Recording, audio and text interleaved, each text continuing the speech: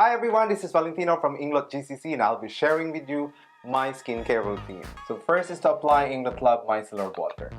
The good thing about this product is it removes all the excess dirt out of your skin and at the same time pushes back the oil that your skin needs. Next is to apply Inglot Revitalizing Night Serum. What I love about this serum is that it brings back the collagen on your skin.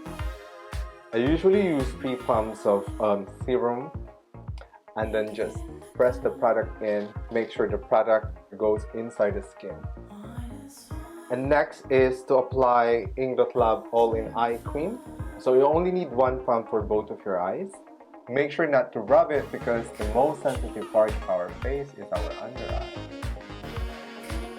And finally, my favorite, the Inglot Green Drop Face Oil. So what I usually do is I use 4 drops of green drop on my face.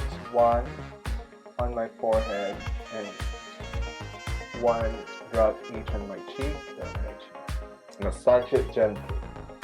Don't forget to apply the oil on your neck as well. And that's it. That's my skincare. And I hope you guys learned something today. See ya!